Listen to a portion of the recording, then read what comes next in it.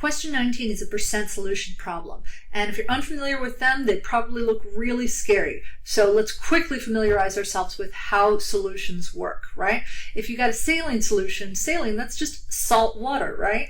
So every saline solution is a combination of some part salt and some part water, and the percent is the part salt. So for example, if we had 1 liter of a saline solution that was, let's say, 50% salt, then you would have half a liter of salt, right? Half a liter of water, half a liter of salt. What if the 1 liter you had was only 10% saline solution? That means that 1/10 of the liter is salt. Here's how you could work that out mathematically. You had 1 liter. If you multiply that 1 by 0.10, right? That's the decimal form of 10%. We found it by taking the decimal in 10 and moving it 2 spaces to the left. Then the answer is going to be 1/10, or the amount of salt in that solution.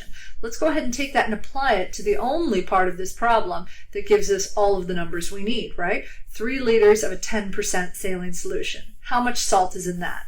Well, we can say that if we got 3 liters and we multiply that by 10%, that'll tell us how much salt is in this part of the problem.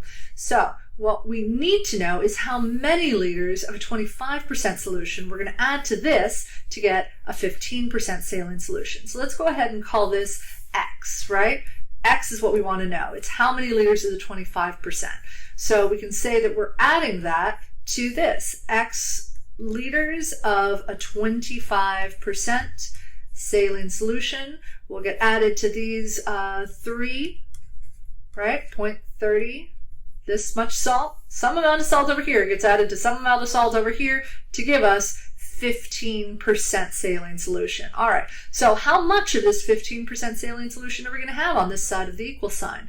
Well, over here we've got X liters of solution. Here we've got 3 liters of solution. So over here on this side, we're going to have a total of X plus 3 liters of saline solution, right? And this saline solution will be at 15%. So now we have a nice easy equation. We can continue to multiply it out and solve for X, right? Once you get familiar with these problems, they get much easier to do. 315 times 15 is 45.